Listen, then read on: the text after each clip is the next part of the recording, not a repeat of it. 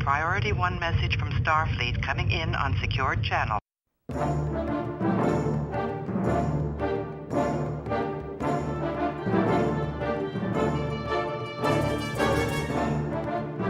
You are listening to the TrekRanks podcast, a member of the Tricorder Transmissions Podcast Network. This is episode 23, featuring the top 5 series engineers. Welcome, Star Trek fans. I am Jim Moorhouse, and I am the host of the TrekRanks podcast. And tonight, we're getting our hands dirty. Well, not really dirty, because Star Trek engineers aren't exactly knee-deep in elbow grease, but whatever. We're gonna open up the dilithium chamber, and we're gonna run a full diagnostic on our top 5 Star Trek series engineers. So tonight's show is a little bit of a format change for us. We're doing one of our finite topics, where there's literally only 5 possible choices when you're ranking your top 5 Star Trek engineers. So we'll run through exactly how we're going to do that with our diagnostic cycle in a few minutes. But first, let's introduce our great guest tonight for tonight's show, both coming to us via subspace transmission from the Euro Quadrant. First up is a guest we've been trying to get on for quite a long time. He finally made it work this week. He's making his TrekRanks debut, but he's got his own podcast over on TrekFM called Primitive Culture.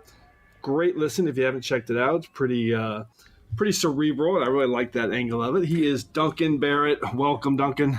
Thank you, Jim. It's good to finally be able to make things work out. I hope it's not too cerebral, because I know that didn't work out very well for the cage, but, maybe we'll be relaunched in a few months' time with a bit more fisticuffs. I should have said cerebral and fun. Both of those things. I love it. Oh, good. Well, that's what we aim for. And our second guest tonight is making her second TrekRanks appearance. And she's one of the most prolific and smartest Trekkies we know, especially on Twitter, where she's always going to the next level with her deep-cut Trek references. It's Sam Darragh from the Trekkie Girls. Welcome back, Sam. Hi, Jim. Thank you so much for having me back. That was a very generous introduction there. Thank you. Well, I'm fired up to have you guys both back. This is going to be great. So Duncan, whenever we have a guest on for the first time, I like to kind of dig in a little bit and figure out what your Trek backstory is. So how and when did you get into Trek? And I always ask, are you a completist? Have you seen it all? So what's your backstory? Yeah, I have seen it all. I have to say, only relatively recently did I watch the animated series. Actually, as part of for the anniversary over at TrekFM, we had this thing called From There to Here, which was a daily podcast sort of going through every episode. So that was my kind of prompt to finally get around to getting my head around the animated series, which I really enjoyed, but I hadn't looked at before. In terms of my own kind of Star Trek journey, as it were, I grew up, I guess I was kind of vaguely aware of Star Trek growing up as a kind of younger kid. I remember, I think probably The Devil in the Dark must have been the first episode that I ever saw, but it didn't exactly make a kind of lasting impact on me. And then I guess when I was kind of maybe about sort of 11, 12, that kind of age, I was on holiday in Dublin, staying with relatives there, and they had satellite TV, which meant they were getting all the new Next Gen episodes. And during the course of that holiday, I kind of got a taste for Next Gen, basically, through staying with them and watching Star Trek with them, and they had a few on tape that I watched. And then not that long afterwards, I was off school for a period of time with glandular fever, or mono, I think you call it in the States. So I was off school for a couple of months, really, and basically just completely wiped out. Essentially just staying in bed, totally exhausted, not really even up to reading or anything. But my local Blockbuster video store had the whole of the Next Generation on these old VHS tapes. You get 4 episodes per tape. And so every couple of days, I get my mum to go down to the Blockbuster store and get the next Gen video. So I kind of worked my way through Next Gen then, in time to, I guess I must have caught up, and I think it was probably DS9 was starting around that time. So sort of from then on, DS9 and Voyager, I kind of watched, as we were getting them, I was watching them again on VHS tapes and tapes, sometimes posted from Dublin from my relatives over there. But basically watched those, as they were coming out.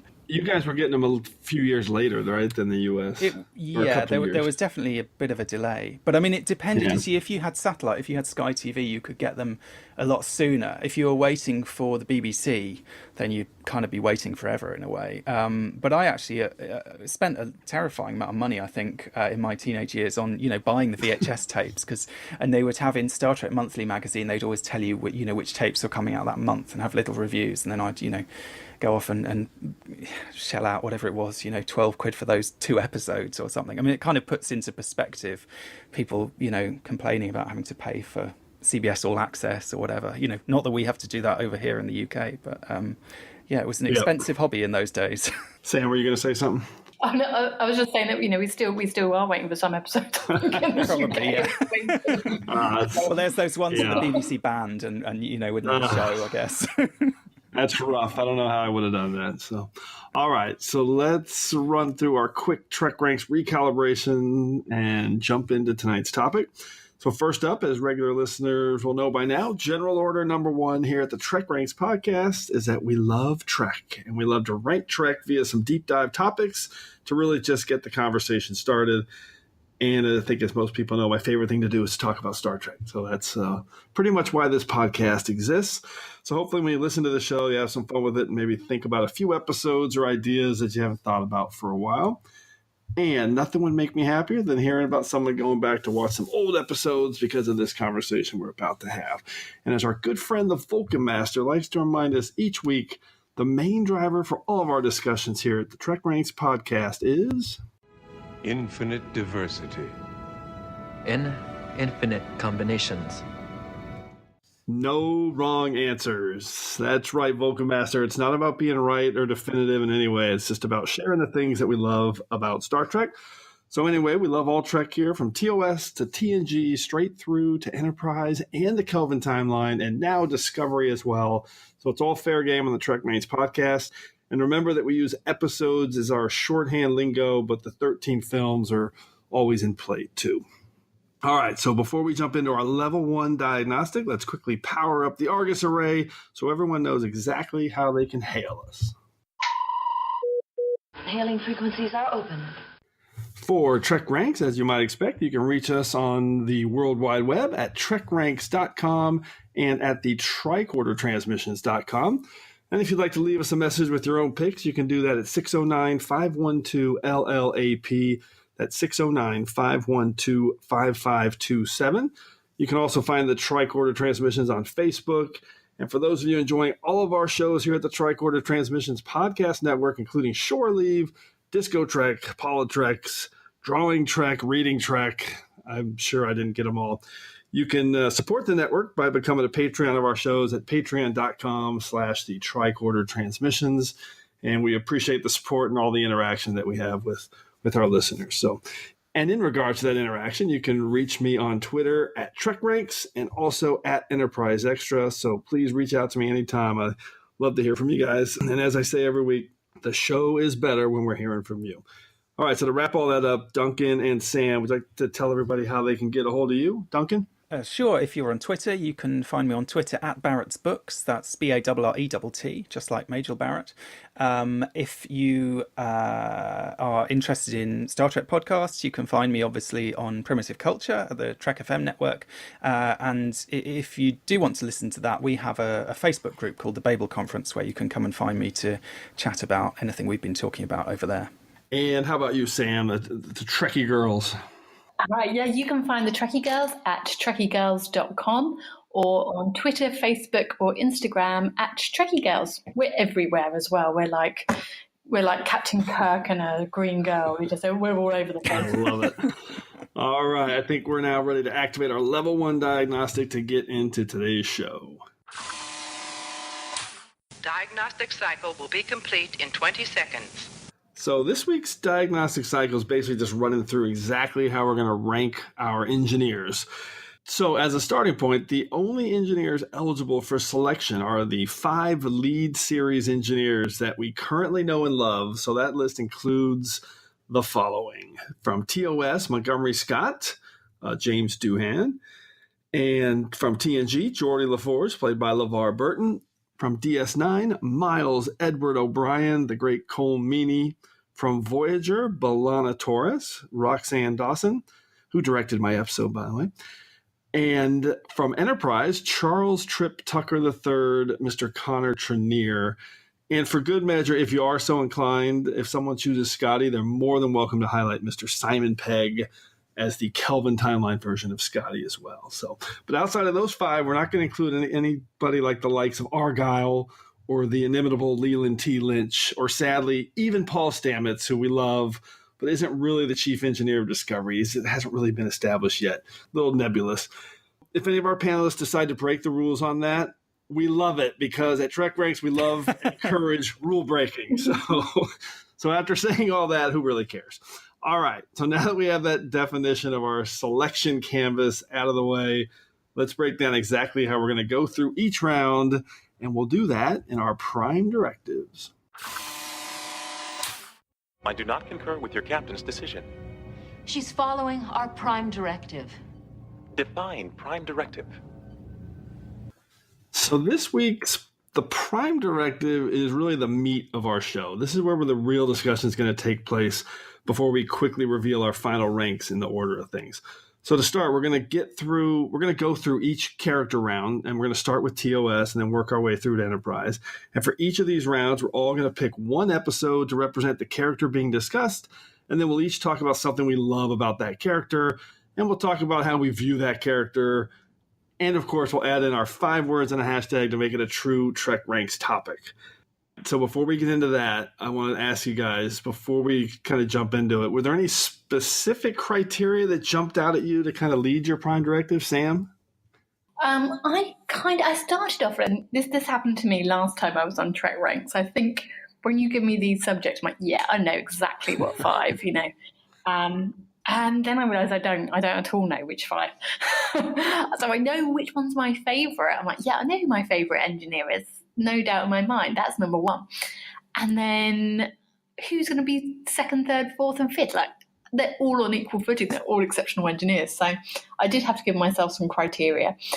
And as there's an episode that goes with it, I thought I'm going to find episodes that really demonstrate how excellent that engineer is, who's the most resourceful, rather than who had the most ample nacelles, who excelled in their job. So I kind of went with that. And as I kind of went through each engineer, the order kind of sorted itself out. And it surprised me. I was surprised, and a little bit disgusted, and a little bit. Well, the key to this a teaser there. The key to this ranking is that just because someone's number 5 doesn't mean we don't love them. We still love them. I know, but it doesn't feel like that, does it? He's still top 5. That's awesome to be top 5. All right. How about you, Duncan? Any specific criteria?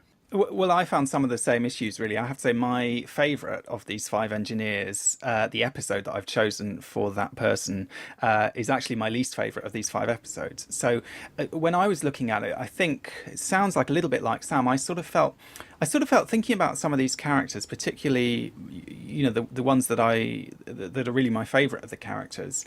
Often the episodes that feature them heavily are not really about them doing their job. They might be about some kind of personal story. They might be about something that kind of takes them away from their kind of engineering work. And I sort of felt, for the sake of this discussion, for the sake of this ranking, that I ought to at least find episodes to look at where the engineers were doing engineering of some kind or another. So I wasn't necessarily saying which is the episode where they're doing the best engineering that they could, but I sort of felt it was important that they were doing their job, and they were doing a decent job of it, and that it wasn't just something that happened to them in a kind of domestic setting or whatever. So that was kind of my main criteria. And as I say, it kind of surprised me a bit, because I found that quite helpful in some ways in terms of narrowing things down.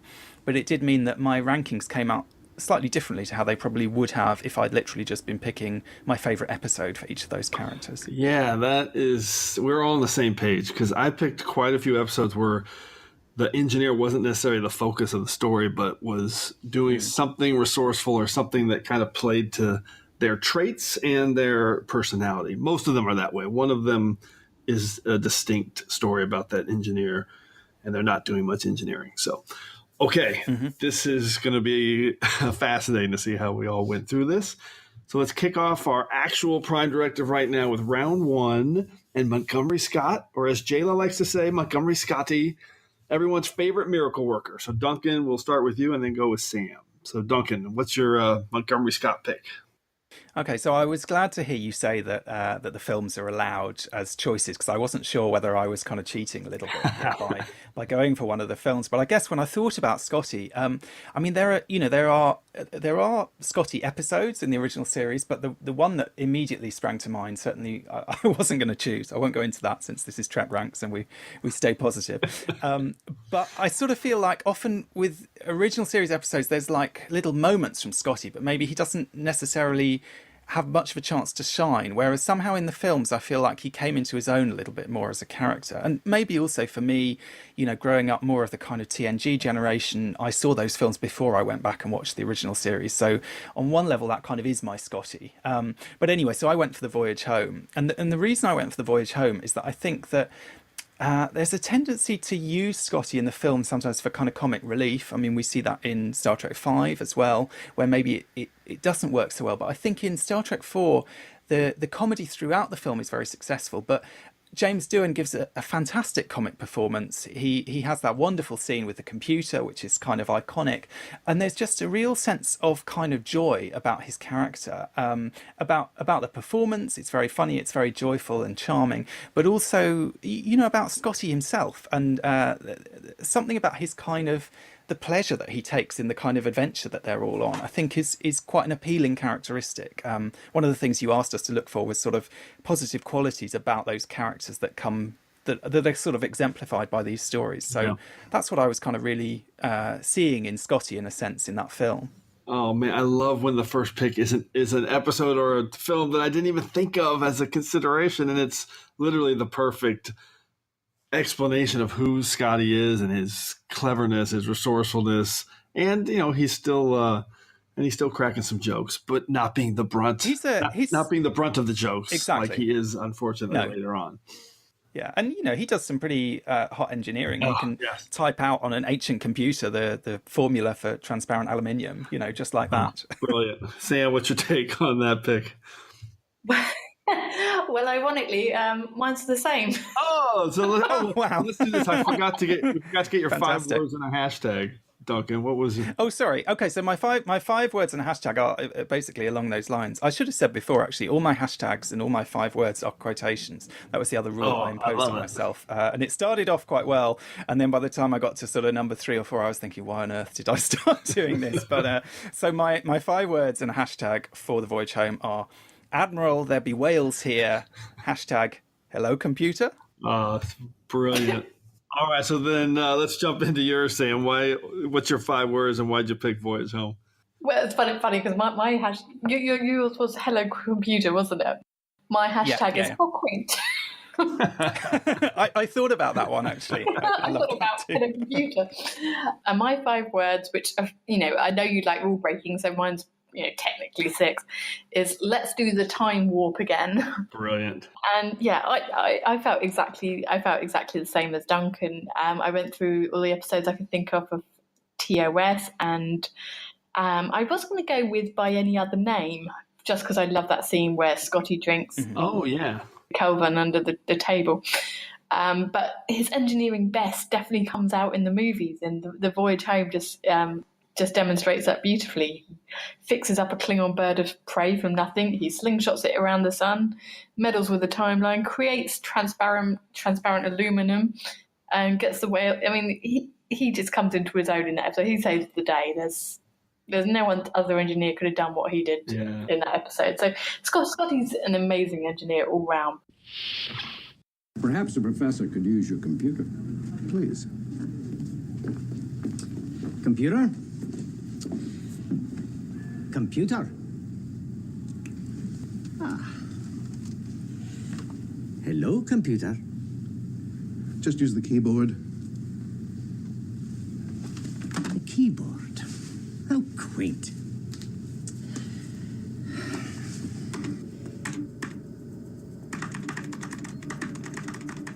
I also felt that one film really highlighted his attributes. I also love, I couldn't find a way to get it into my hashtag or anything, but I love the fact that he calls the whales beasties.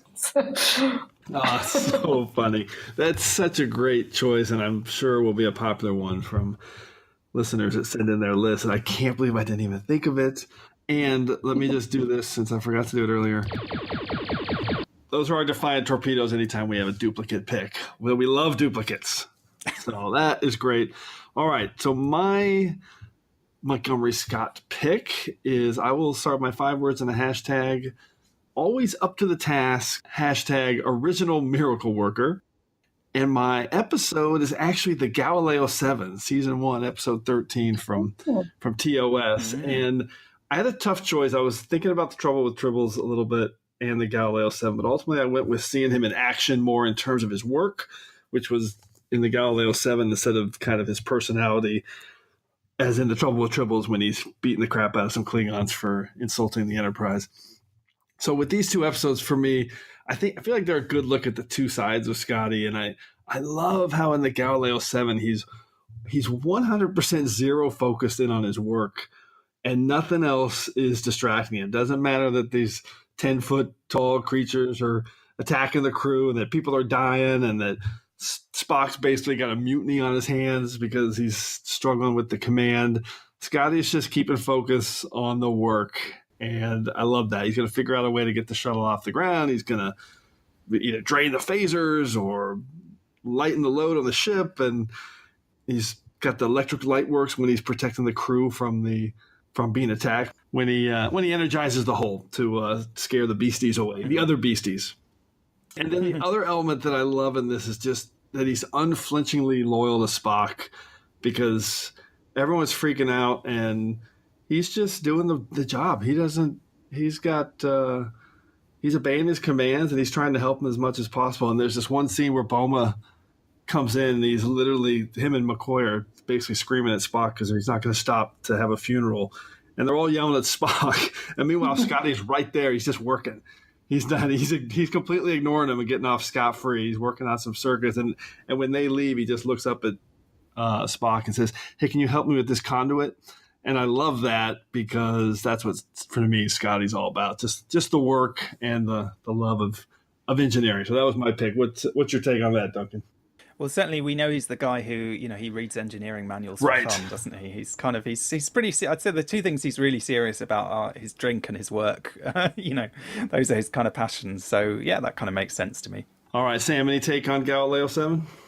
I love in that episode how he kind of stands up to Spock as well. He kind of reminds Spock a lot about his duty as a leader as well. He's to the point of giving him a bit of stick, but yeah, it's a great episode, and you're right, you do see him very hands-on. And that's true. He ends up really helping out Spock by, in the middle of the work, just saying, by the way, if you look at it this way, it'll help you. So yeah, that's one of my all-time favorite episodes. It's top 5 at TrekRanks. So, all right, let's go on to round 2, and Geordi LaForge from The Next Generation, portrayed by LeVar Burton. So, Duncan, what's your pick for LaForge?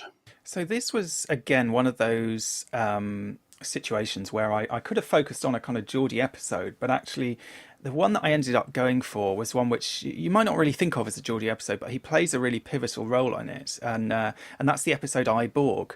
And it's the fact, I suppose what I really liked about Geordi in this episode is the fact that he goes in with one set of beliefs and one kind of position, but he's willing to change and he's willing to do a kind of about turn. And he's the first person who really does that. I mean, after that, we see Guinan doing the same thing and then eventually Picard doing the same thing. But Geordi is really the linchpin in that episode that makes it possible for them to reevaluate the plan that they were going to carry out. Because you've got Beverly, who right from the start is quite kind of has serious kind of moral reservations about it, but everyone else is pretty much on board. And it's only Geordi, through getting to know Hugh, through giving him a name. I mean, it's Geordi who says, "Let's call him, not you, yep. Hugh," gives him the name and kind of takes the time to get to know him in a sense, even though, he knows that really he's meant to be using him. And I think that's really interesting. I think it shows quite a positive aspect of his personality. All right. Think of it this way. Every time you talk about yourself, you use the word we. We want this, we want that. You don't even know how to think of yourself as a single individual. You don't say, I want this, or I am Hugh. We are all separate individuals. I am Geordi. I choose what I want to do with my life. I make decisions for myself. For somebody like me, losing that sense of individuality is almost worse than dying. When you sleep, there are no other voices in your mind. No. Are you ever lonely? Sometimes. But that's why we have friends. Friends? Sure. Someone you can talk to, who will be with you when you're lonely. Someone who makes you feel better. Like Geordi and Hugh. So my 5 words in the hashtag are, neither of them are from Geordi in this case, but they are both quotes. Geordi must not be assimilated. Hashtag I will not assist you. So good. Such a great pick. That was my other choice from where I went. I really struggled between that one, which is really Geordi centric, and another pick. Sam, how about you and Iborg? Oh, well, Iborg is one of my most favourite episodes of Star Trek ever. So I really understand where Duncan's coming from. Of course, my son is named Hugh as well. Yes. And so that Oh, wow. scene, every time I say his name, I think of that scene with Hugh. So yeah, and you're right. Geordi is Geordi's great. Geordi is brilliant with Hugh, and yeah, you're right. It isn't like a engineering-y focused episode, is it? But it does show Geordi at his best. So good pick, Duncan. Very good pick. Yeah, and he also comes up with the that nefarious program to with the spatial geometry. So, he does, yeah. But they don't use it. So it may not be about the engineering, but it's kind of it definitely shows his skills are kind still of there. problem solving. So, all right, Sam, what's your pick for Geordi LaForge? Okay, my pick is booby trap. Oh yes. My hashtag is engineers do it best in the holodeck, and my 5 words are every time you touch the engines. And what's great I thought about booby trap was it showed Geordi in a personal light and in his career. It starts with a date with was it Christy? Was it something? I think her name was Christy. I can't remember her name. Yeah. Geordi does what normal people do after a rejection like that, and he cracks onto a woman on the holodeck. But whilst he's there, he solves the imminent destruction of the Enterprise by conversing with her. And the episode shows everything that's great about Geordi. It shows him the way he problem solves, which I really like, the way he thinks out loud. It shows his personal dilemma of not being able to find a girlfriend, which I cannot believe in 7 years. I mean, he had that crew member who was really interested in him. She was a very nice, smart, attractive young lady, and he turned her away. And I don't know. I sidetrack. I digress. Booby trap. That's my episode. I was wondering if someone was going to go there with booby trap, which is a great episode, and it does show Geordi and all of his positives and great lights, and then maybe his awkwardness too, which is definitely part of him. Duncan, what's your take on booby trap? Yeah, I think that's. I enjoy that episode. I steered clear of that because I felt like. I don't know. I suppose you're right. There is all the kind of engineering stuff in my head. It's all about Geordi being hopeless, and I felt a bit bad for him. I thought I wanted to pick something where he was, showing a more positive side, because he's, he doesn't have much luck where romance is concerned generally, and I don't know. I always thought that was a bit harsh to his character somehow. I don't really see why he's so hopeless at it, but whatever. When I wrote this, I was more focused on the engineering side. Actually, Okay. When I just did it right now, I kind of focused on the jokey side. But it's hard not to. It does show him going back to the nuts and bolts of the ship, doesn't it? It's his level of understanding of engineering. That's true, it shows the way he problem solves. He kind of goes back to the problem. He talks it. He doesn't just say, "Oh, let's try this, let's try that." He really thinks things through. He says, "Right, he does an analysis of the problem. He breaks it down. He always converses with others, even if they're not a real person, even if it's a computer or data or Anyway, I'm getting into my other reasons now for rankings. I'll end up there. Well, the one of the greatest mysteries in all of Star Trek will always be why he didn't hook up with Sonia Gomez. Oh yeah. My pick for Geordi LaForge. Again, I really considered Iborg because I like the way that highlights his compassion and friendship with Hugh. But my 5 words in a hashtag is pragmatic, straight shooting miracle worker, hashtag 24th century scientist. And my pick here was I ultimately went with A Matter of Time. And even though this isn't really a Geordi episode per se, I love Geordi and the way he's just being Geordi in this episode. He's working really hard to save the planet that's being threatened for why Rasmussen is there, and he's totally in his element. He's using the techno babble. He's coming up with one idea after another to try to save this world, which is something we see him do a lot in TNG. But the main reason I picked this is that I love the scene at the end. It's always kind of stuck with me with him when Professor Rasmussen is basically observing and Geordi's there trying to make the last minute fix with Picard, and Picard says, "Okay, you come up to the ship now. We'll try this thing." And Geordi says, "No, I should stay behind. It'll help with the odds." And I love when Rasmussen says, "LaForge remained below," because it just says everything about Geordi, that he's going to stay on this planet and give the residents of Penthara 4, just a slightly better chance of survival, even though the risk is that he's going to die if it doesn't work. So I love that moment for Geordi, and that's how I look at him when I think of Geordi.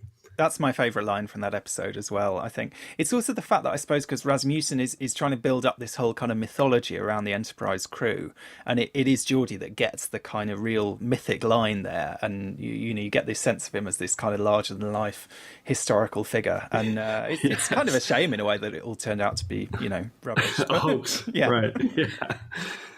Oh, superb episode, and I've never really considered it from Geordi's point of view before. It seems like Rasmussen's, I can't pronounce his name. It feels like his episode, doesn't it? It feels like very much his kind. He kind of sucks the air out of the room almost, doesn't he? But but putting it that perspective on it's an interesting way of looking at it. But that's quintessentially Geordi, isn't it? He would stay behind. He's the last person to do the LaForge barrel roll through the. Yeah. And there's so many TNG episodes that are framed similar to this one where they're trying to solve some puzzle to save a planet, and Geordi's right in the middle of it. So I like that this kind of represents that. So, all right, let's move on to round 3 and Chief Miles Edward O'Brien. So, Duncan, what's your pick for O'Brien? Okay, this was an interesting one. I mean, in a way, my choice, it sort of focuses on O'Brien at work, but it's not so much the engineering. It's more, I suppose, the kind of being chief engineer, or chief of operations, being the guy in charge. Because I think in some ways, Geordi and O'Brien have very different managerial styles. I mean, one thing that people sometimes say about Geordi is he's not, if you think about Reg Barclay or someone, he's not always the nicest, some of the people under him.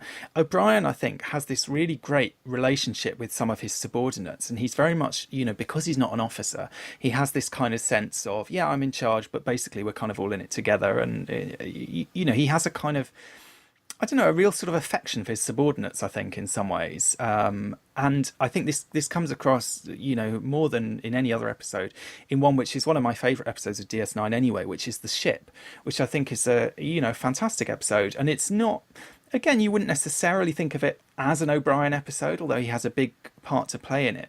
But really, the kind of emotional weight of that episode all goes through O'Brien and his relationship with Munez, who's his subordinate, who he has this kind of teasing relationship with at the beginning, and then, gradually things kind of turn increasingly tragic. And I guess, we know with O'Brien, this is a guy who's been through war before, who's seen a lot of kind of awful stuff before.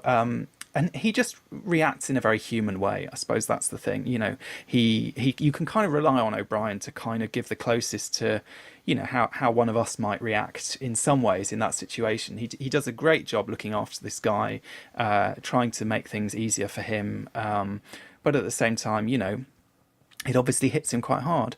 So my 5 words and hashtag are: you're going to make it, hashtag easy Kike. So much emotion in this pick. I love it. Such a great shout out for O'Brien.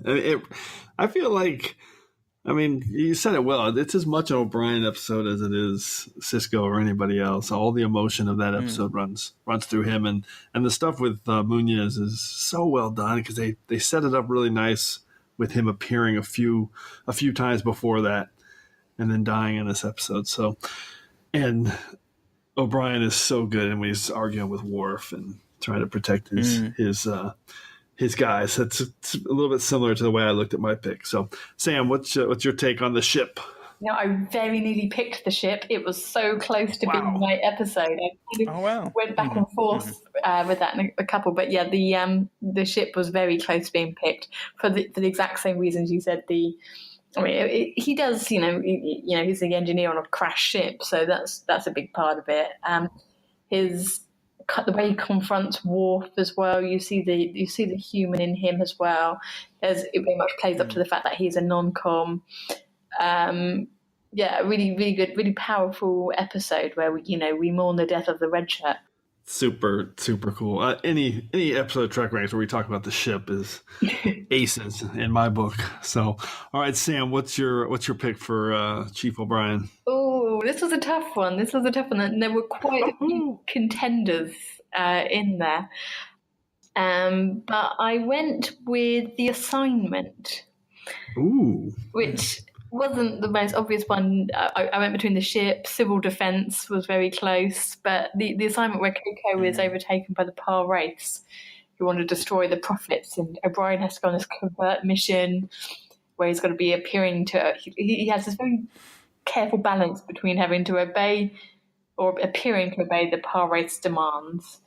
He's also got to figure out what's going on, what they're up to. How he's going to stop them and save his wife and child at the same time. So it wasn't 100% engineering problem. There's kind of the Prophets and all that stuff that he doesn't quite understand or believe in. But he does use his engineering knowledge as a solution, and his connections with other people. He builds up that relationship with Rom, who does a stint in the brig, of course, for his misdemeanors. But yeah, I think it shows O'Brien as a capable engineer, as an officer, I use in inverted commas, and a family man as well, who is capable of being bribed, but he has to overcome that. He has to find another way, and he does that. So, my hashtag is O'Brien's Chronoton Exorcism. And my 5 words are: don't mess with the missus. I love it. I feel like this is another great pick that shows his ingenuity. And again, we keep saying resourcefulness, but also the emotion or the passion of him, because he knows that he's doing this to try to save his wife and how critical that is and how hard that is.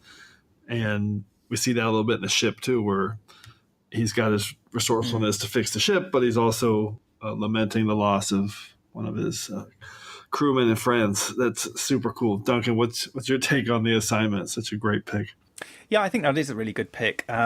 It's interesting. I guess I I did think about it, and I sort of discounted it. I guess because in my head, it was sort of fitting into that kind of O'Brien must suffer kind of trope in a way. And I guess, if you think of O'Brien episodes, the obvious one is probably like Hard Time or something like that, where O'Brien is just absolutely put through the ringer. Right. But I think you're right, actually, to focus on the more positive side of it and the aspect of his ingenuity, his kind of ability to kind of think through the situation and to kind of play the situation. He's not just a totally kind of passive stooge in a sense being used by this power wraith. He is, he does have more agency and more kind of skill than that. And it is, it's definitely an episode that shows off a lot of his skills. So I think that's a great pick. Awesome. I love it. So mine's actually similar with both of those themes being touched on. So my 5 words and a hashtag are 211 episodes, TNG to Deep Space Nine, hashtag underrated tinkerer. And my episode is Hippocratic Oath from season 4 of Deep Space Nine, which I think is an awesome episode. And so when I think of Miles O'Brien, I think I think everyone would agree he's the most everyman kind of human character that they've ever had in Star Trek. He just feels like he's connected to today as much as anyone in Trek ever was. He's a family man. He's married. He's got kids. He likes to hang out with his friends and play darts or play games on the holodeck. And I just feel like his view of what is always happening around him is always really pragmatic in that even if he's being tortured or duplicated or bouncing through time, he's always grounded in 20th or 21st century, the viewer.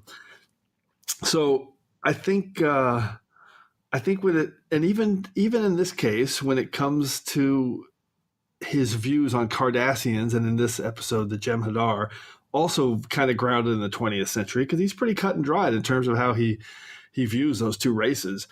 And it's one of the reasons I chose Hippocratic Oath, because you get the full O'Brien in this episode. He's tinkering, he's a soldier, he's, again, being pragmatic in how he's approaching their situation, and he's not buying into any of this stuff about trying to help the Jem'Hadar.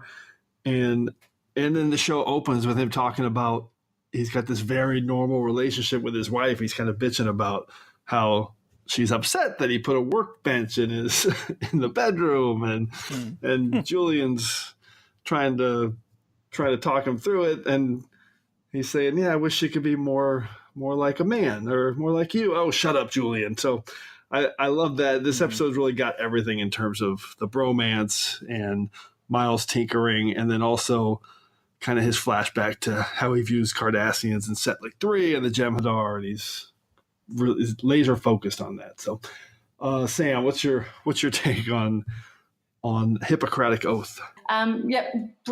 Brilliant episode. I'm struggling to think of like the trying to remember the specific O'Brien parts of the episode. I remember my brain goes straight to the Dr. Bashir element of it, and I'm working on the cure. Yeah, for me, he was just jumping in every time the Bashir was saying, "Hey, I think I can cure the Jem'Hadar of Ketracel White." O'Brien's going, "What are you talking about, man? You can't do that. That'll just make them even more dangerous." And Bashir's like, "No, it might change them. They might be able to be rehabbed a little bit." I do like that about O'Brien, that he does. He kind of almost represents the kind of.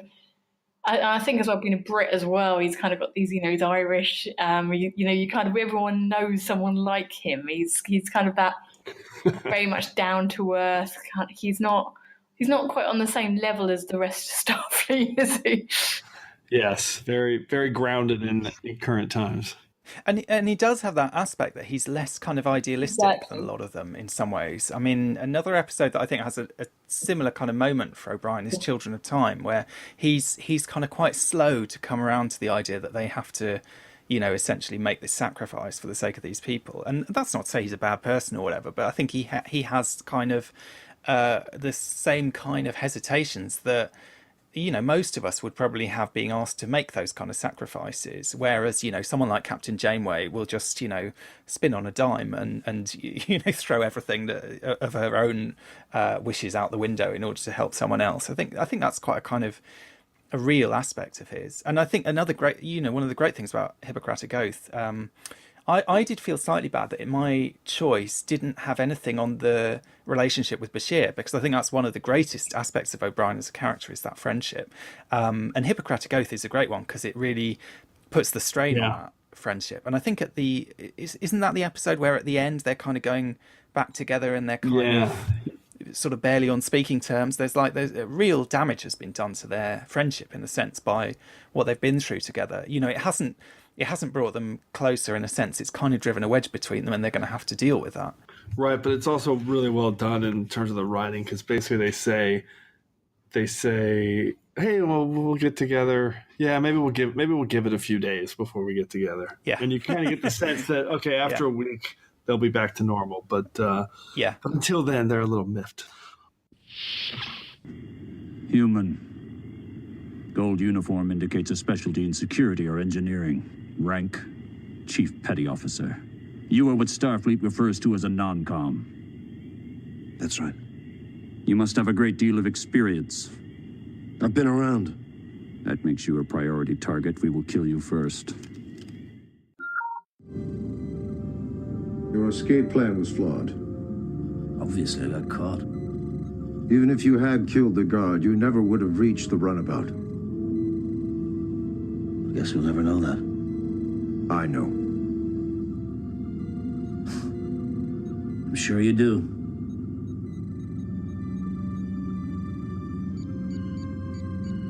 We're not like the other human. We have our differences. You don't like helping us.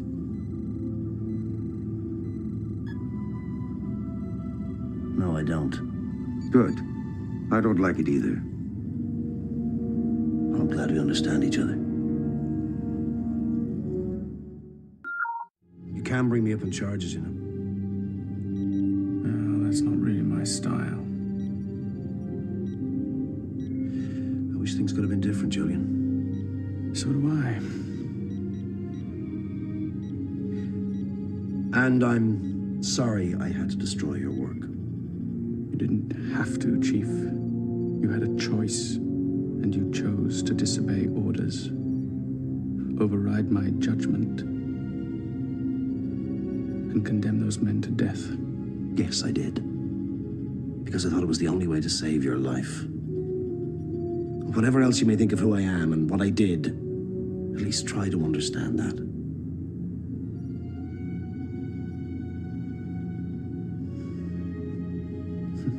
Tonight's supposed to be our weekly darts game. Don't worry. I don't feel much like playing either. Maybe in a few days.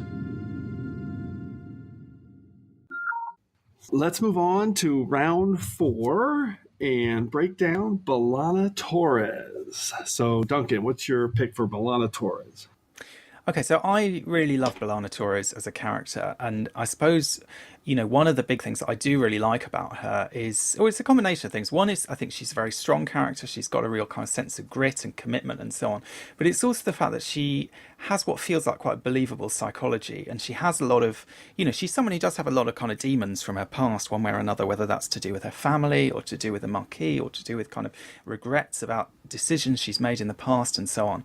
And I think, some of those issues play into a lot of her kind of best kind of character episodes, which I absolutely adore. But because I'd kind of set myself this imposition in a way of sticking to episodes where she's really doing some engineering, the one I went for was an early episode, but it's one that I think sort of captures both those elements of that kind of guilt and hesitation about the past, and also that kind of grit and determination. And it's the episode Dreadnought, which is the one where this missile that she's been responsible for reprogramming is going to destroy a planet in the Delta Quadrant. And basically she has to go and beam over there and try and get it to change its mind, in a sense.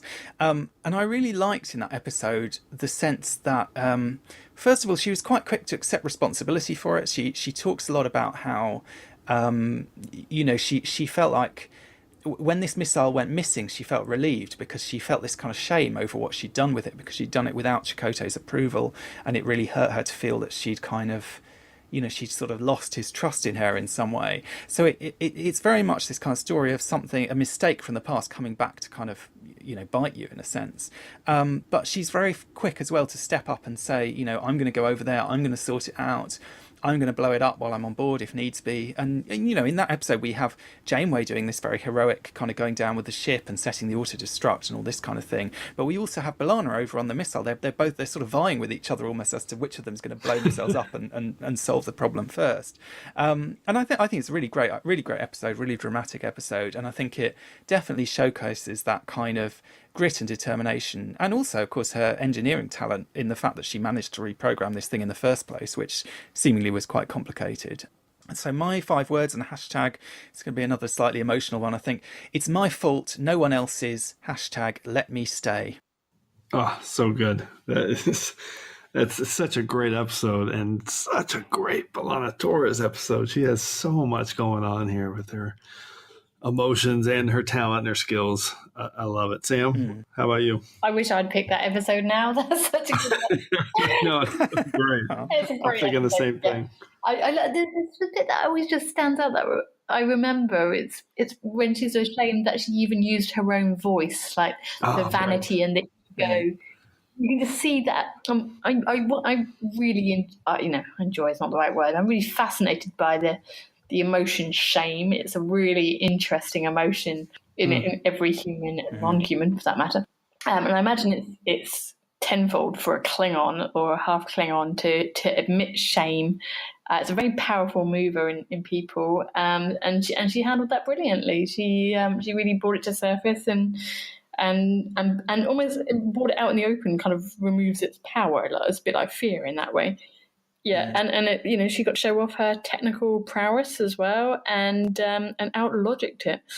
So yeah, she did. It was a superb episode, and very character focused, but also focused on her abilities as well. Good pick. Authorized entry detected. Initiating DNA scan. B'Elanna Torres confirmed. Hello, B'Elanna. Your last systems access was on stardate 47582. Current date is 49447. Time 0840 hours. Did you sleep well last night? Not so well, to tell you the truth. Activate programmer interface. Your presence was not anticipated during the mission. Please explain. Something's gone wrong with your programming, Dreadnought. Display targeting schematic. A self-diagnostic has been conducted every 14 hours. No malfunctions have been detected. Maybe there's something wrong with your diagnostic systems, too. Identify target. Echelon 5. What targeting parameters are you using? Size. Radiothermic signature. Atmospheric composition. Relative... Enough. Dreadnought, you're nowhere near Echelon 5. Based on available data, you are mistaken, B'Elanna. Let me check out your navigational systems. Access to primary navigational systems is denied at Stage 3 alert status. That was my idea, wasn't it? Affirmative. Sam, how about your round 4 pick? Okay, my B'Elanna Torres pick. The hashtag for this episode is hashtag Lieutenant B'Elanna Torres is an extremely proficient humanoid. And the sort of 5-word description is attack of the automated personnel units. The episode is Love it. Fantastic. I picked this episode probably for very similar reasons to what Duncan said for Dreadnought, actually. Prototype shows her curiosity as an engineer. She starts off very curious. And it's, I can't remember what season this is, but it's very early on in Voyages. Season 2, I think, yeah. It's like 1 or 2, it's quite early on. And she...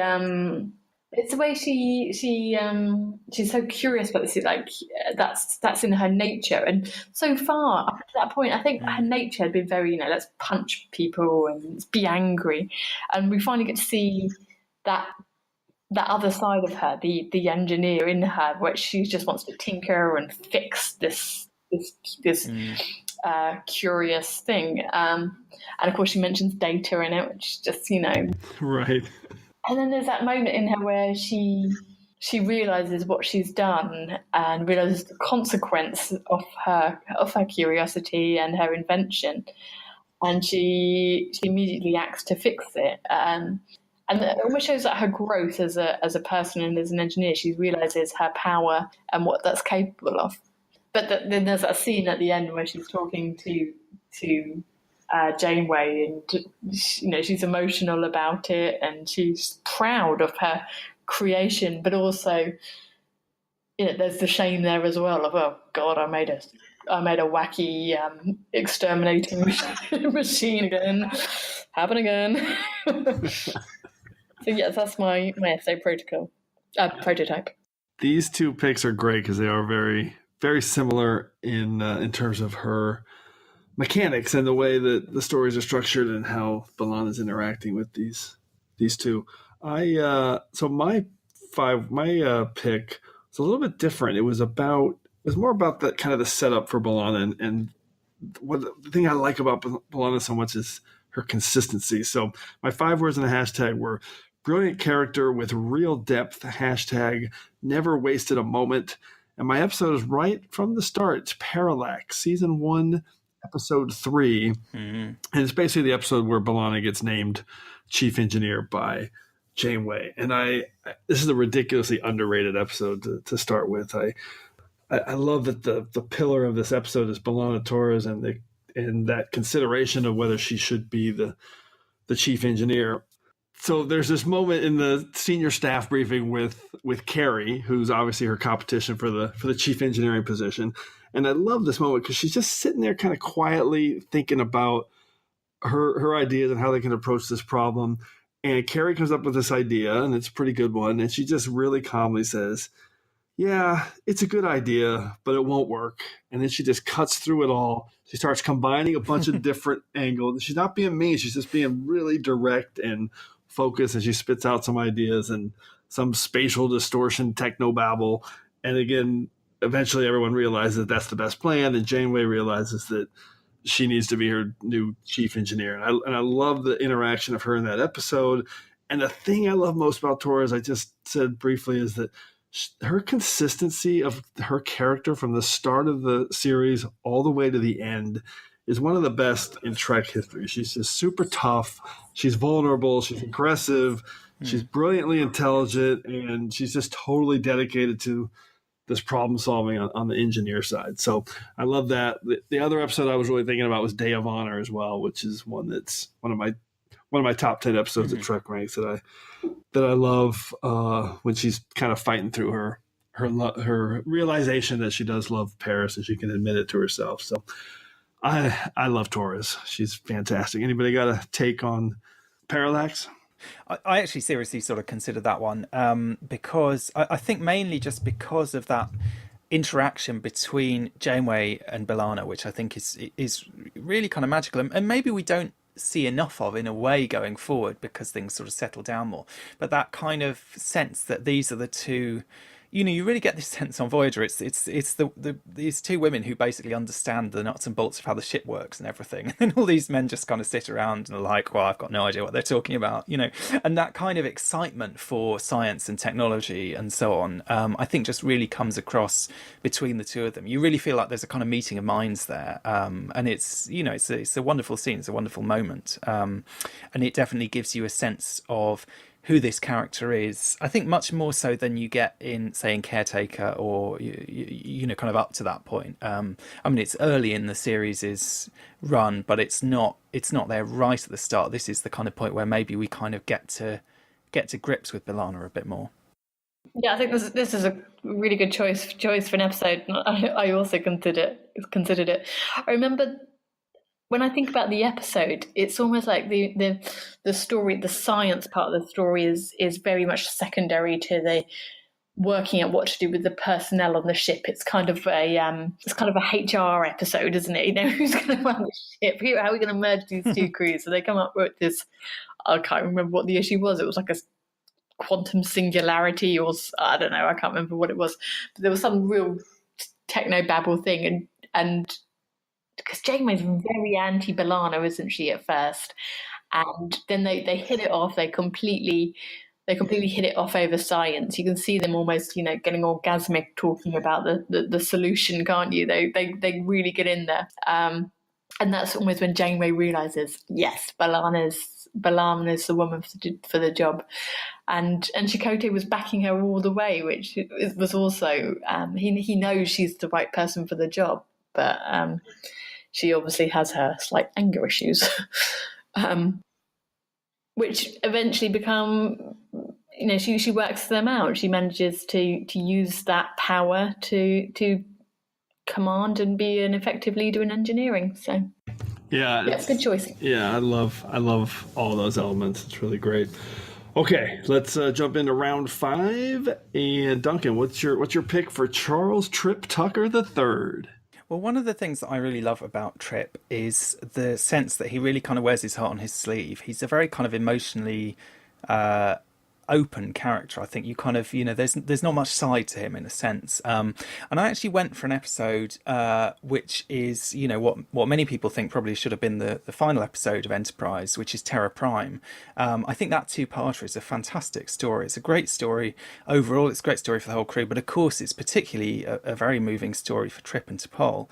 And it is also, I was thinking about it, and I had a sort of hesitation. I was thinking, but is he really as an engineer in this episode, or is he just as this kind of, as a human being in a sense? But then I remembered actually it's Trip who manages to redirect the whatever that thing is on Mars so that it doesn't hit the target and it actually goes straight into the water by the Golden Gate Bridge instead. So actually it's Trip that saves the day, quite apart from anything else. But the scene that I suppose I was kind of drawn to and focusing on was, really that last scene between him and T'Pol, because it's so moving, and it, I've never managed to watch that scene without being in floods of tears at the end of it. And so the 5 words and the hashtag that I've chosen, I think, kind of encapsulate, both the kind of emotion of that moment, but also the sense that Trip is someone who, despite everything awful that's happened to him and all that he's been through, he does keep kind of coming back with a degree of hope and with a degree of positivity. So my 5 words and the hashtag are human DNA and Vulcan DNA, hashtag it'd probably be okay. What a great outside of the box pick. I love it. I hadn't considered this one, and obviously it's super emotional for Trip at the end. How about you, Sam? This Terra Prime is one of my most favourite episodes of Star Trek ever. It is such a good episode. I think about it a lot. I think about it more in the past couple of years with the political climate. There's someone like, I can't remember his name, the baddie in it. There's people like he is the Nigel Farage of that time, isn't he? That kind of. I had the exact same thought because I was rewatching it today in preparation for that. That's exactly, even down to the kind of, I don't know, I think there's something about him, Paxton is his name. Yes. The fact that he wears a suit, that he feels very much like someone of our own time somehow. He doesn't feel like a kind of science fiction villain. You're right, definitely. I mean, certainly in the UK in the last couple of years, these are kind of attitudes that... It's like slimy and... Yeah, exactly. Absolutely. Yeah. And the whole thing with Trip and T'Pol and the baby, oh my God, emotionally compromised every time. It's a very good episode, and it's... so well done. Yeah, all round brilliant episode. Good choice. Thanks. All right, Sam, what's your pick for Tucker? Okay, this is bad. This one. I really struggled with Trip. I really struggled because I'd come up with this criteria of the most skilled engineer, and all my episodes so far have been engineering focused, like where they've either the episode or film, or the main focus has been the chief engineer fixing a problem. Right. And Trip's had so many strong episodes, probably more than any other engineer, but try and find one of him purely solving an engineering problem for most of the episode was actually quite hard, I found anyway. But Enterprise is probably my weakest series, being the most recent from Discovery. I haven't watched it the most, so I put that in. But I picked here's my which one's the hashtag? There it is. The hashtag is Space Pirates Stole My Antimatter Injectors. And the 5-word description is Trip rewrites the Cochrane equation. And the episode is Anomaly. It's where they're in the Delphic Expanse, and the aliens are stuck there as well. They come on board and they steal various parts of the ship, and Archer gets confrontational, and is he going to torture them? And he puts someone in the airlock. It's all very nasty. But for Trip, he couldn't create a stable warp field, and the solution is he literally has to rewrite Cochrane's warp equation, which I looked up. And in case you want to know, it is when the curvature of space a ship is traveling through causes a multiplication of the relative speed depending on the mass of nearby matter. There's a problem with the warp field, can't create a warp field. So Trip kind of had to rewrite that. And I thought, you know what, for that one point, that makes you a pretty ballsy engineer when you're having to get right back, and when you want to consult with Isaac Newton. That's some good engineer points. So that was it's not the strongest Trip episode by any means, but I thought he earned his salt there. How's it coming? Could be better. Creating a stable warp field isn't easy. Laws of physics won't cooperate. The Cochrane equation, it's not constant here. Problems in the quantum variables. Every time I try to compensate, spatial gradients get thrown out of whack. Either we get away from these anomalies, or we're going to have to rewrite the book on warp theory. And I don't have to tell you how long it took Zephram Cochrane the first time around. It's an amazing episode of Star Trek. It's one of my, I'm pretty sure it's top 10 at my TrekRanks Enterprise listing, if not top 15. But it's a really smart pick, because he is doing a lot to try to fix the situation they're in with these anomalies. I love this pick. Genius. Duncan, what's your take? Yeah, I think that's a great pick. That wouldn't have occurred to me, I suppose. I mean, I sort of decided to steer clear of season 3 just because there's such a big kind of arc for Trip in there, but I wasn't quite sure where to sort of pin it. I did think briefly about similitude, partly because there's that sense of, again, it's like Trip, Archer has that bit of dialogue towards the end, doesn't he, where he says, I need Trip, basically. Enterprise needs Trip, and the human race needs Enterprise, basically. So Trip is the kind of linchpin. So there is that kind of real sense of his importance and of his ability.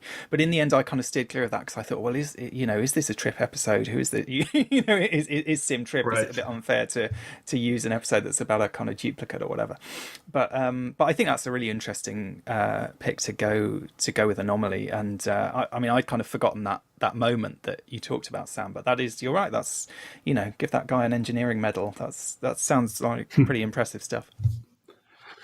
I need Trip yeah. Yeah, love that scene. All right, so I actually thought about similitude as well, but I picked it in a recent episode for duplicates and doubles, so I stayed away from it, and instead I landed on my only pick that really doesn't have that much to do with engineering, although his curiosity is showcased. But so my 5 words in a hashtag are, well, this is more about Trip. It has nothing to do with the episode. I just wanted to say, keep your shirt on, Lieutenant. Hashtag charming and gritty. I love Trip Tucker. So I think, and that has nothing to do with the fact that, actually has everything to do with the fact that he was my commanding officer and sat about 10 feet away from me when he looked at me and said, "Son of a bitch, hung up on us." I love that. So I thought about picking that awakening as well, but I decided not to. So even if this brings the show to a screeching halt, my choice is Cogenitor, because of just the heart and also just this impetuous joy that you see in Tucker. Because the thing I love about Tucker is that he's always so excited about being in space, and I love that, and he loves the work. And ultimately, in this episode, what he does, his excitement of getting to look at the technology on this alien ship, leads him to think he's helping this cogenitor, the third gender of this species that's used for procreation. And we all know how that ended up. Not well. So obviously, his heart's always in the right place, and it's certainly in the right place in this episode, even though the outcome was terrible. And even when he was struggling, you talked about that season 3 arc when when he's struggling with that vengeance that he has against the Zindi because of his sister's death, but even through all that, he ends up, in the right place with his heart and emotion. And that's one of the things I love about Trip, who's one of my all-time favorite characters. So, all right, Sam, what's your take on Cogenitor?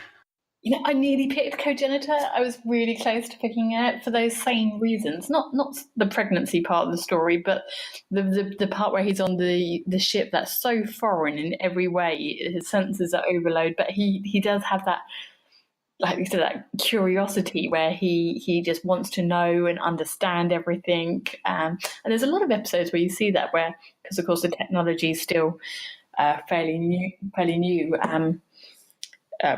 Other technologies are fairly new, and that ship was so alien. It was good to watch. I didn't pick it in the end. Cogenitor, I have mixed feelings about it, and I still haven't quite worked out where I stand on Cogenitor. 1 minute I'm like, yeah, it's a great episode, it's great, a man gets pregnant, and then the next episode I'm like, what? He just handed the baby over and never saw it again, really? Oh, wait a second. That's unexpected. Unexpected. You're thinking of Unexpected. Oh, I was thinking of Unexpected. I'm sorry. This is the one, not pregnant, but the family gets pregnant, but because they use the Cogenitor, who kills herself when he teaches her how to read, or him, or well, they don't. That's the whole thing. I'm with you. I'm with you there. The family never get pregnant. Oh, that's right. They don't. That's right. They don't get pregnant. Oh, that makes it even. And it's all Trip's fault. I'm with you. Sorry, my bad. Yeah, I'm with you. No, easy mistake to make, and I'm actually glad you brought up Unexpected, because Unexpected is actually not as bad as people remember, because you're right that when you go 4 episodes in, or however many episodes in, you're like, really? They're already doing the guy's pregnant episode? What? But it's really cleverly well done in terms of how they represent it, so I totally get that.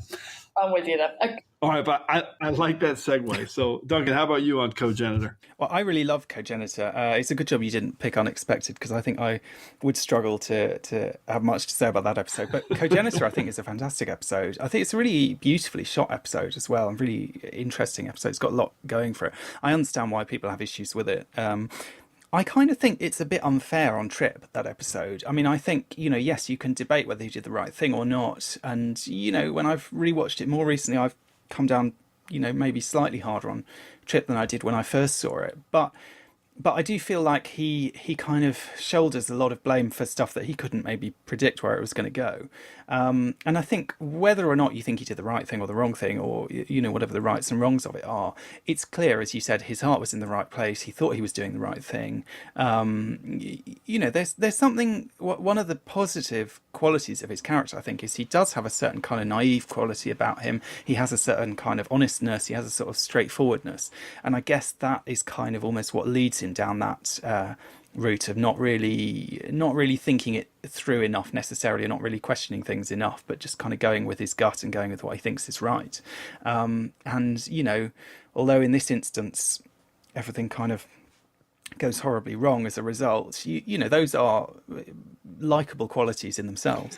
Yeah, and the ending when he tells, he's all excited again because he's an excited guy, tells Archer, I did exactly what you would have done, Captain. And Archer's like, you think that's what I would have done? And just dresses him down. Super harsh. Okay, that was an awesome breakdown of 5 awesome characters. And now comes the tough part on TrekRanks. We're going to rank these 5 in order and figure out exactly who each of us have as our number 1 series engineer. I am a Jem'Hadar. He is a Vorta. It is the order of things. All right, so as I said before, the order of things is going to be pretty quick this week. We're just going to unveil our picks. So Duncan and Sam, it's time to face the plasma exhaust. Duncan, let's start with you from number 5 to number 1. Please relay your top 5 Star Trek series engineers. Okay, so I've had to do a little bit of thinking on the hoof, because I actually originally I ranked my episodes, and I realised looking at it, my rankings for the engineers and the episodes are often quite different. In fact, my number 5 episode is my number one engineer. That could be a clue if you can try and work out where that might be going. But but anyway, so I think I've managed to work out my rankings for the engineers. So at number 5, and I suspect with apologies to Sam, I've got Geordi.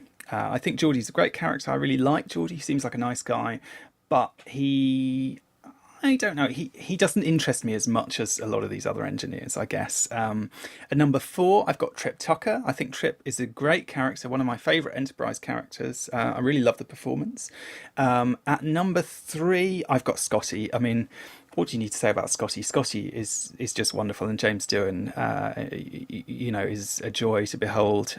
Brings so much kind of warmth and character and humour as well, and is such an icon, really. But the two that I suppose I find the most interesting as characters are the kind of real, sort of 90s engineers. And it was a tough one deciding between the two of these, but in the end, I put O'Brien at number 2. I think O'Brien is a wonderful character. I really love him. I love Colmeany's performance. I love the relationship with Bashir. I love the fact that he's quite a different character for Star Trek. He's not really like the kind of typical Starfleet officers. He's definitely bringing something very, very different and very unique that I think is, really adds something to Deep Space Nine. But my number 1 pick was B'Elanna Torres. And although, as I say, the episode I picked, Dreadnought, is not one of my favourite Star Trek episodes. I mean, I think it's a great episode, but it's it wouldn't be in one of my kind of top rankings.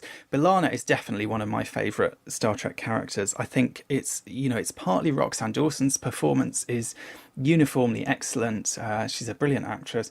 I think the way they write that character is wonderful. I think she's a really interesting, inspiring, gritty, quite real character. I mean, like I said before, I think one of the great things about Torres is she has this kind of real depth of psychology. She has this kind of real sense of someone with a lot of baggage, with a past that she brings. And I think, although I didn't focus on them, episodes like Extreme Risk, like Lineage, where you really are kind of delving into B'Elanna's, or Barge of the Dead even, really delving into her kind of her issues and her baggage in a sense. Those episodes, they could become very soapy, they could become a bit cheesy in a way, but they never do, because partly they always seem to know how to write that character. And also I just think Roxanne Dawson's performance, when she gets one of those kind of meaty episodes, she just knocks it out of the park, and you absolutely believe every word that comes out of her mouth. So she is my number 1 engineer. Oh, I love this list. Great job on the quick reset, because that was a great explanation. And Torres, I mean, you're right. Extreme Risk and Lineage we didn't talk about, but those 2 episodes, and baggage is probably a good word. I mean, that's what it is, and it adds so much depth to her as a character. She's incredible. All right, Sam, let's break down your top 5 engineers. Are you ready? Okay, I'm ready. I've changed this list about. I love it. We're changing as we go. That's the beauty of TrekRanks. About 5 minutes ago. Okay, so my fifth spot, I have Trip Tucker. Okay. And I'm giving him the benefit of the doubt because, just as a reminder, my criteria here is what we've seen of them as an engineer, and not necessarily my favourite person or anything like that. Trip is in 5th, and you've got to give him the benefit of the doubt here because he only had 3 seasons to show off his engineering prowess, so he was cut short. But to counter that, he had more episodes than any engineer if you think about what he contributed to. And funny enough, I've even wrote here, there's Cogenitor and even that pregnant episode Unexpected. So, I'd even wrote down the difference. Episodes. Right. I shouldn't have wine and record these. It's not good. But I struggle to find shows that showed him excelling as an engineer in comparison to others. So that's why he's 5th. He did a great job turning nacelles into catwalk homes, and Shockwave were another great episode. But you don't need to apologize. Trip, he's still number 5. That's great. He's number 5 in Star Trek history. I know, but he's up there above Argyle. He's above the chief engineer on the Discovery. All right, I'm dying to hear the rest of this. Who's number 4? This is like one of those sessions that Riker and Troy have to do, where they, they go through the promotions and everything. Yeah, crew evaluations. That's the one. Okay, on my fourth place, I have Chief O'Brien. Obviously, an incredible and capable engineer. He's more of a hands-on hardware sort of guy, which is great. I think he may have rated higher if we'd seen him on a warped vessel, but being on a stationary vessel, I kind of got the impression he was more of a repairman than pushing the boundaries of space. Wow. All right. I love it. He did work on a Cardassian station fused with Starfleet technology, so he did get to be creative sometimes. Repairmen everywhere have just been insulted. So, all right. Who's number? Actually, what Duncan was saying about how you feel he was kind of more the, your sort of more relatable. I don't know. He sort of reminds me of the sort of friend you'd be sat in the pub and he'd be like, "Oh God, here comes a spoonhead." You're like, "Shh, can you not?" Brilliant. Okay, moving on to where are we up to? Third number one. 3. I've gone Scotty, and I thought he'd be my first, maybe. So it'd be higher. I mean, he wrote the book on engineering, operating protocol flow sensors, and he's going back to the Simon Pegg version as well. He's incredibly intelligent. We didn't see as much of that, I don't think, as some of the other engineers. Hence, why I thought again only 3 seasons, but lots of movies. Second place, I've gone Geordi LaForge, and Geordi, in terms of character, would be my number 1. He's definitely my favourite engineer, but I think in terms of episodes, my criteria, he came in number 2. I actually, Duncan, you mentioned earlier that you thought maybe he wasn't as good with people, and I actually completely disagree. I've actually thought he was very good in the way he managed his team.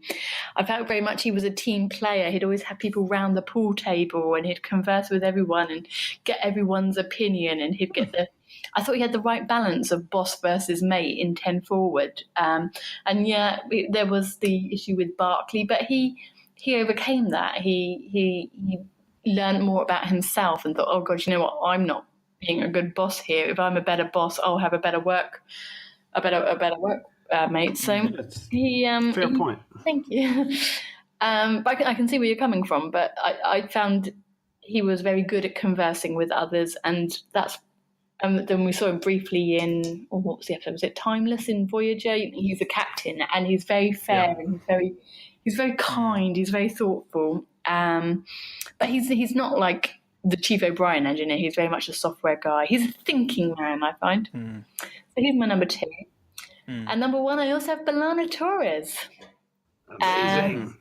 And for many reasons, as I listed the reasons, she came out well on top. She was part of the team that broke the Warp 10 barrier. She built a slipstream drive. She kept Voyager running and rebuilt it practically after being destroyed by the Borg, the Herodian, the Vidians. It was the state of the ship when it was in a deadlock. It was completely... If it had been in the Alpha Quadrant, they would have scrapped that for good. Her engineering capability was so good, she was promoted above actual Starfleet engineers. And she kept Voyager in peace whilst battling the Borg, getting it home whilst pregnant, whilst giving birth practically. So that's right. That's Trip doing that. Trip was a whiny little thing about being pregnant. So yes, B'Elanna Torres, hands down. All right, so 2 votes for B'Elanna already. That's amazing. All right, well, I'll go through my 5 picks then. And my number 5 is Geordi LaForge from TNG. I agree with. I think you made a great point there, Sam, about that he actually was good in terms of being a boss and how he involved everybody, except for the Barclay stuff, which would lead me to the main point. He was just written a little too inconsistently for me. I just had trouble connecting with his character over the years. But I think Geordi in the movies for me is awesome. He's got a lot to do in all 4 movies, and I think he's really good in those. So All right, my number 4 pick is, again, it was tough, is Montgomery Scott, the original miracle worker, who I also love seeing him being played by Simon Pegg, and especially in Star Trek Beyond, he was so good. But love Scotty, but ultimately was my number 4. My number 3 is my commanding officer, Trip Tucker, who, again, I said it when I talked about him. I'm just so excited. I love the way he's so excited about being in space. He's always fired up to be there and be doing his job in a real consistent way that, unlike, I think, almost any other character. So that's one of my favorite things about Trip. And my number 2 is the half Klingon, half human B'Elanna Torres, who I believe to be one of the most consistently written characters in Trek history. From the very beginning to the end, her character and the beats that Roxanne Dawson hit were just spot on all the way through, with the way she was vulnerable and aggressive and had that baggage and anger, but the ability also to really be a good friend and leader, and obviously a clever engineer. And then my number 1 is Chief Engineer Miles O'Brien, who's just the everyday tinkerer that I just love the way he kind of shines the modern day light on everything that's going on around him in Star Trek. So one of my favorite characters, but also I just love when he's working on stuff. I love it. He's comfy. If I needed an engineer, I'd want that guy around. He's just super calming, and I don't have time to play Choose the Changeling. I'm just working on fixing the problem. So I love Miles O'Brien. So in this breakdown, that's pretty amazing that we've got 2 picks for B'Elanna Torres at number 1, and I had her at number 2. And Geordi LaForge, we had 2 number 5 picks and a second place finish. Geordi. So poor Geordi. Sorry, man. Hey, we still unlucky in love, unlucky in TrekRanks. We still love Geordi. It has nothing to do with that. All right. So, I mean, awesome ranks, awesome conversation. I love the way we got deep on these engineers. Fantastic job, you guys. So, all right. So this week, there's no need for us to go into our regeneration cycle. So instead, we're going to go ahead and move straight into our temporal causality loop. The Enterprise has been caught up in a temporal causality loop, and I suspect that something similar may have happened to you. And this week's temporal causality loop is a bit of a special one for me. So last week we got another great voicemail from one of our listeners, and it was a very true temporal causality loop, because it was a trip into a temporal riff all the way back to the year 2005. So our show 2 episodes ago was our top 5 doppelgangers, duplicates, and doubles. And one of the best picks we received was from Cindy Red 60 on Twitter. And her pick was for Star Trek The Experience, which is the perfect duplicate and double of Quark's bar on Deep Space Nine's Promenade. She's not wrong. I love this pick. So here's the voicemail that she left for us. Hi, TrekRanks. This is Cindy Red at Cindy Red 60. And I'm calling to tell you my number 1 doppelganger, and it is Quarks at the Star Trek Experience. And here is Colin, the Klingon who worked at Quark, singing for us.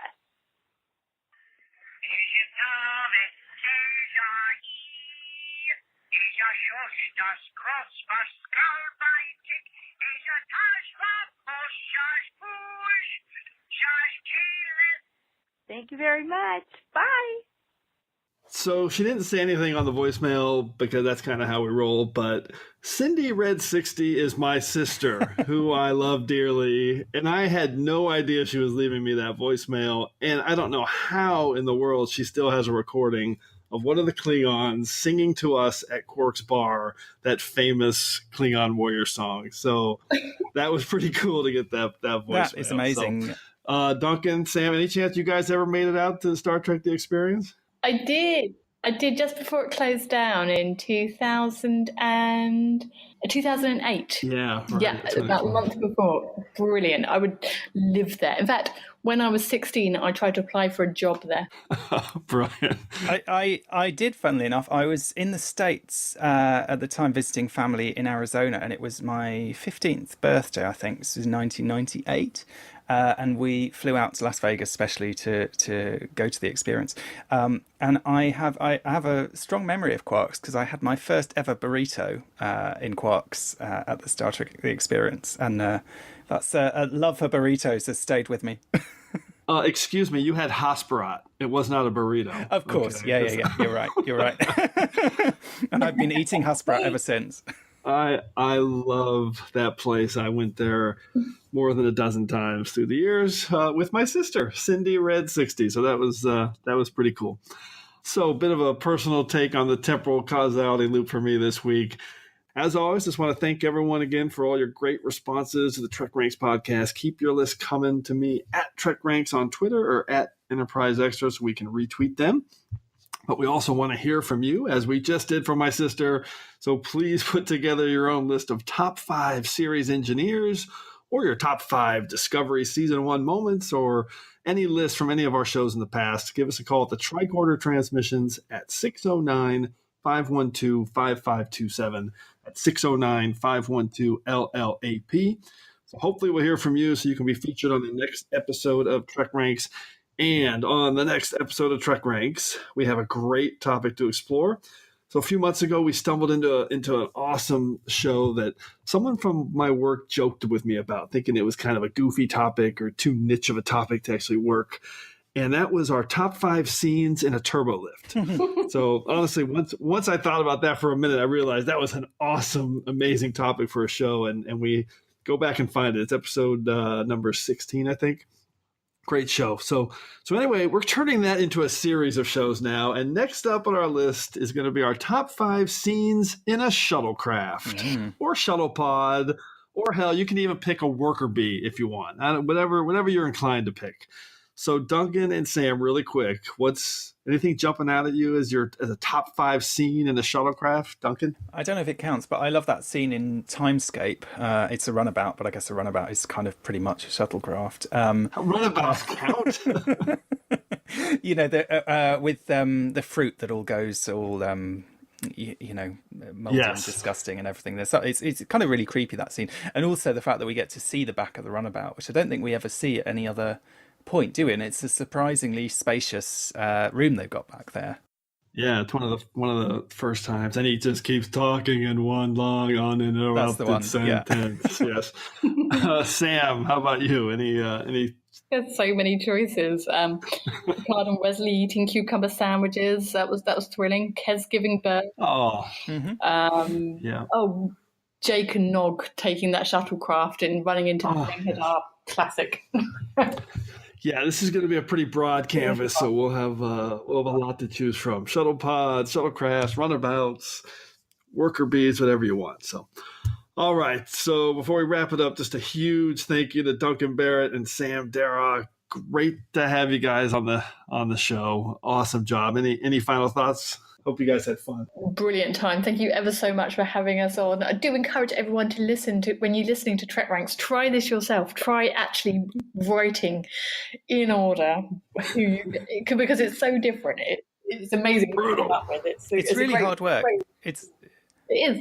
But it's fun. It's fun, harder. It is fun, but it's harder work than I was sort of expecting. I mean, it's kind of, you get your homework and you have to take it seriously. I worked my way through. I don't know if you've got that book. There's a book called Star Trek 101 that just has a little synopsis of every episode of every series. And I didn't want to miss anything, so I just went through sort of scanning down the pages, checking that I hadn't kind of, discounted some really good suggestion. Then, I've got a sheet in front of me with about 8 shortlisted episodes for each one of these characters, and then gradually managed to whittle it down to 1 each. But it's definitely a challenge, but good fun.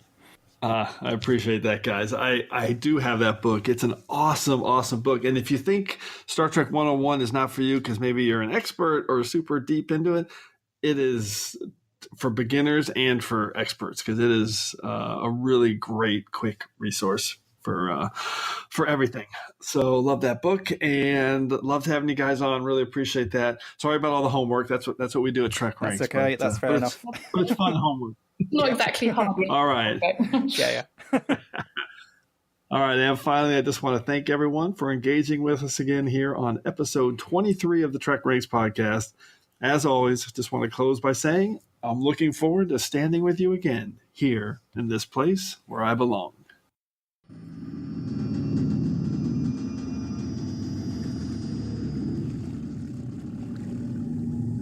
Admiral, there be whales here. Well done, Mr. Scott. How soon can we be ready for warp speed? Full power now, sir.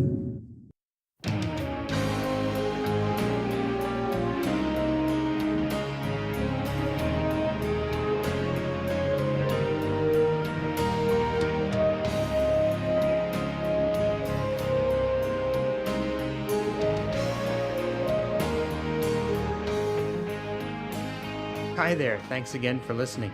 If you're cruising the galaxy looking for even more Trek talk, why not visit our good friends Bill and Dan over at TrekGeeks.com? They've got a great podcast that covers a wide range of Star Trek topics, so you're sure to find something you'll love. And if you're in the mood for some awesome tunes, then you really need to head over to 5yearmission.net. The guys are rating a song for every episode of the original series, and each one is absolutely brilliant. So that's TrekGeeks.com and 5yearmission.net. Check them out today.